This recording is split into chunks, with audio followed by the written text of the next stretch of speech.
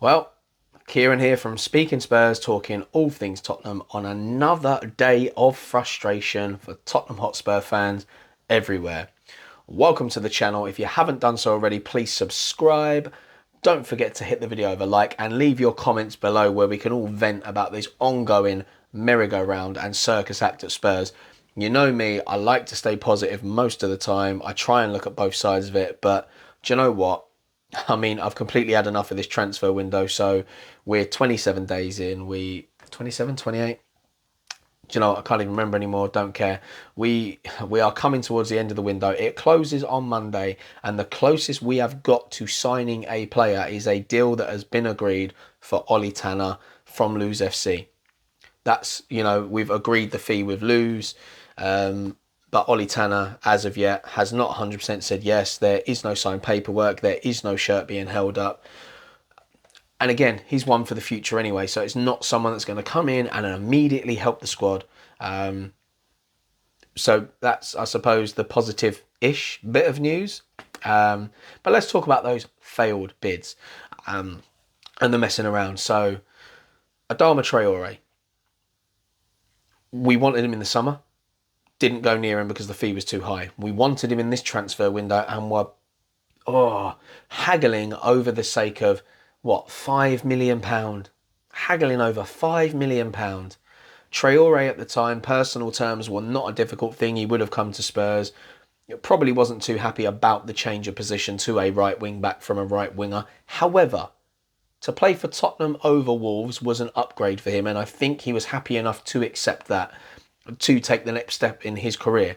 However, all that time passes, we're mucking about, haggling over things. Barcelona come in with a loan offer, option to buy, not an obligation. So it's not guaranteed he's going to stay with them. But do you know what now? I don't think I'd want him. If he goes to Barcelona, they don't want to keep him next season, or financially they can't afford it.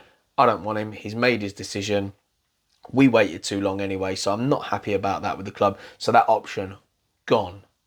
Obviously, we've seen what happened with Vlahovic, but to be honest, the annoyance with Vlahovic is we wanted him before anyone else was going to go in for him, and we decided not to. We should have made a move in the summer.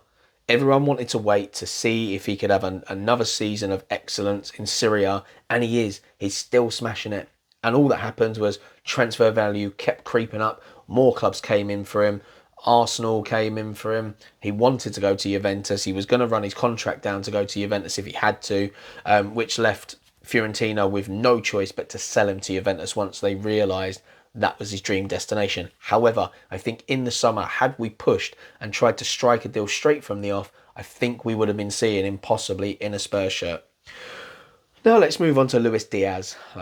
Representatives of ours in Portugal trying to push for the deal. And look, Spurs are a little bit annoyed about this one because they tried to keep it hush-hush, and then obviously it broke in the press that we'd had a bid rejected. Liverpool always wanted him, right? But they weren't going to go in for him in the January transfer window. They were going to wait until the summer to make a bid. The second this deal got put out in the press, it put Liverpool on guard because Fabrizio Romano has been speaking, saying, Tottenham put in a decent offer. We were working on putting in another offer, which probably would have been accepted by Porto.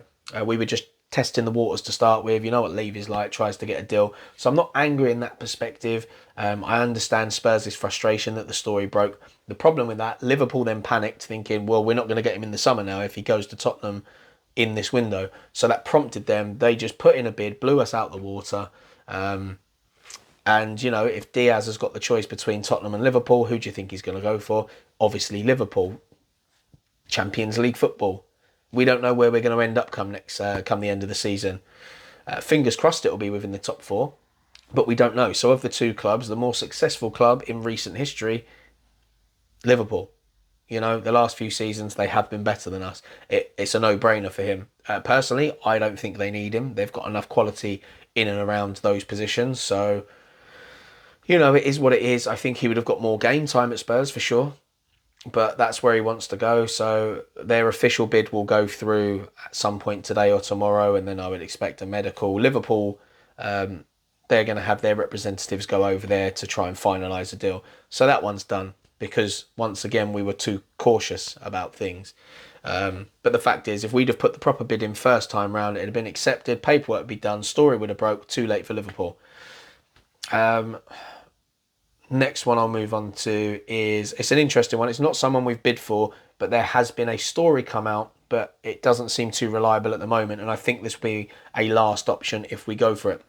So Manchester United have been making it very, very difficult for Jesse Lingard to move anywhere. So we know Newcastle wanted him. They wanted to take him on loan till the end of the season. They weren't going to have an option to buy, an obligation to buy or anything like that, just a loan.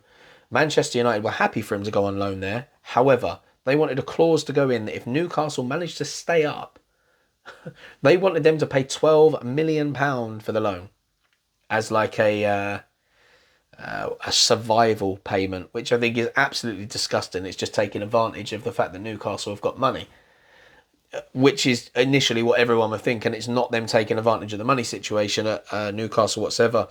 It's now come out the reason why they're making it difficult for him to move anywhere is because they are worried he will go on to be a success in the Premier League like he was when he was on loan at West Ham. I mean, like, what kind of deluded people are in charge of Manchester United that they would hinder this guy's career just in case he does well at another club? Like, if they were keeping him there because they thought he could help them through the rest of the season, fair enough. And as a bit part player, could have played a key role. But that's not the case. They're purely worried that they're going to look idiots, that they couldn't get the best out of him and somebody else could. So on that note, several clubs are interested in him still. Leicester, Everton, Aston Villa, Juventus and Nice. And apparently we have got him on our radar as a possibility if we can't get other deals over the line.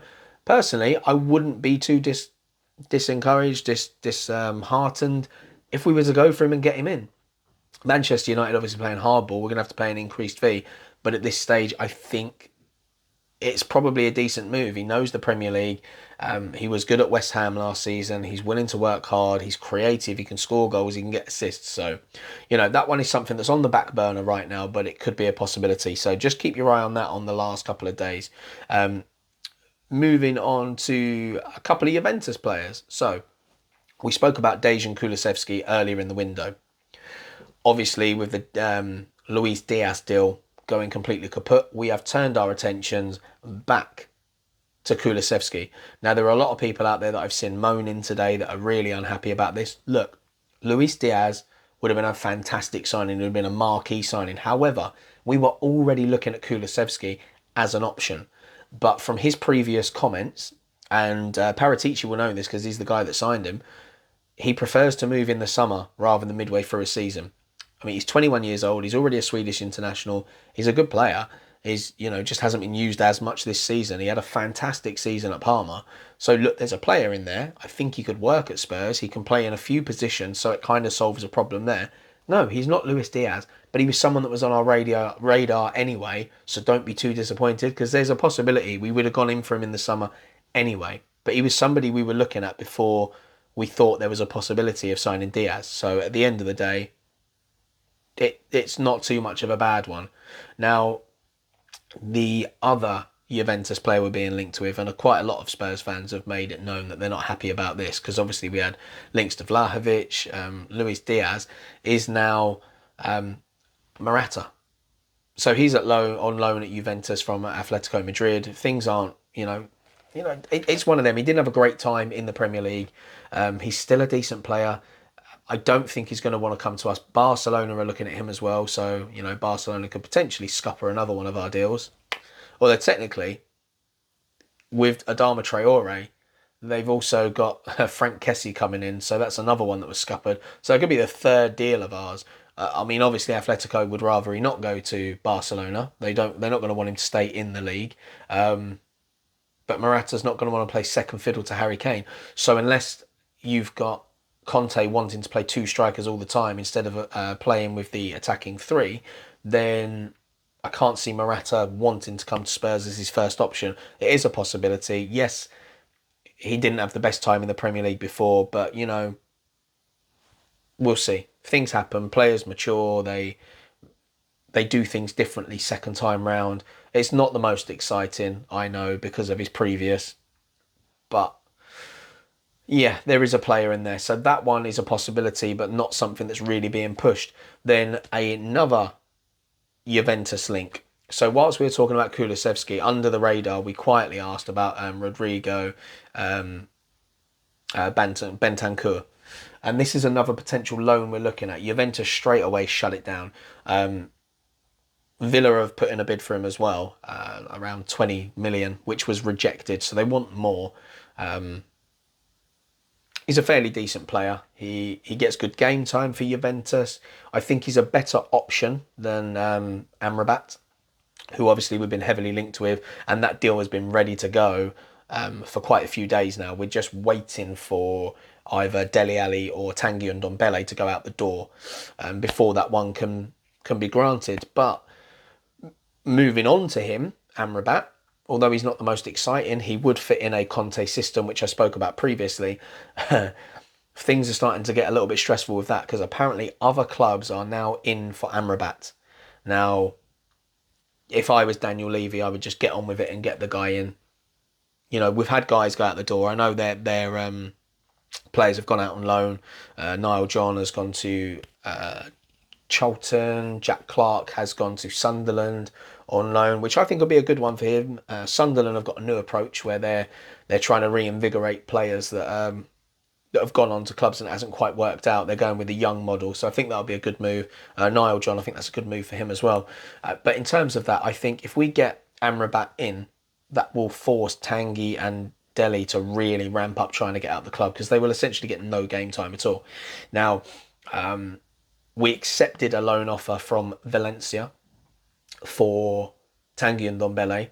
That's not going to be his first option. He does want to go to PSG. PSG are just having the problem that they need to get people out the door. They haven't got anyone currently that is really willing to come to Spurs in exchange for that. So that's what's holding that up. You know, they're close. And then the last one that we'll talk about is Giovani Lo Celso. We're not going to talk about Brian Hill because that's been very hit and miss. There was the whole he wants to leave Spurs, been linked with moves to places. He then came out and put like cry laughy faces and stuff, basically saying that he doesn't want to leave Spurs. He's not trying to push. But Giovani Lo Celso, it's been very hit and miss for him in his time at Spurs. And it seems like he's a bit out of favour. Obviously wasn't included in the last squad. People were asking him questions about it on social media. He basically put up that he is fully fit and ready to go. So that then threw in doubt as to the reason he was left out of the squad. And apparently Lyon want to take Lo Celso on loan. I think this will be a good move for him. He'll get a decent chunk of game time there. There is a player in there, but apparently there's a few things circling. I was listening to Ali Gold and he was talking about the fact that it's not that he's not liked. He's more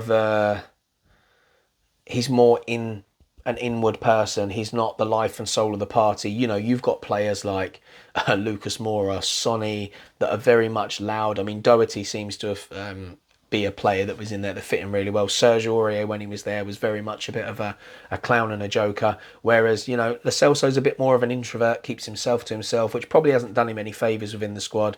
And it's probably not that he's not liked. He just doesn't gel with everybody as much because of that. And I think it makes it hard for the coaches to have a proper relationship with him. So in that sense, that's made things more difficult as well, because not only on a personal level, but a playing level, it's not going well. And if you're an introvert and not the most talkative, then it makes it more difficult for the coaches to really know where you're at. So I think that's why the relationship's kind of gone stale there. And yeah, Lyon will be a good move for him. But if we get him out the door, then that allows us to bring in the likes of Kulusevski or Amrabat. We might even go back in for Bentancur with a bid to actually buy the player. So there's a lot hanging on that. There's likely to be a lot more going on in and around Spurs over the coming days, which I'll keep you posted on. Hopefully we act faster on some of these players before we get desperate and have to start scraping the bottom of the barrel for players we really don't want at all.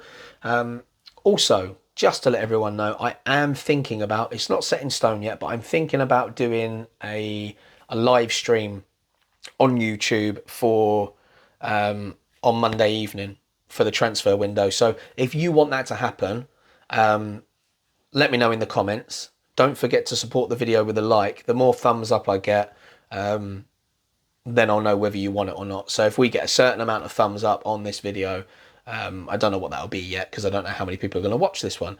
But if we get a high enough percentage of watched to thumbs up, then yeah, I'll do a live stream. I don't know whether that'll be from home. I might go to a pub and sit with a couple of mates and sit there and watch it and talk you through what's happening, and we can get the comments going live on the screen, have a conversation about what's going on.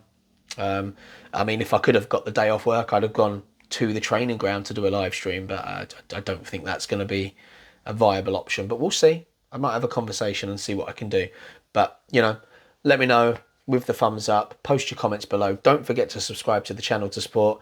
And hopefully we get something over the line very soon that we can talk about other than Ollie Tanner. But I'm sure there's going to be more outgoings as well. So stick around. I will talk to you again tomorrow. And until then, stay safe. Come on, you Spurs.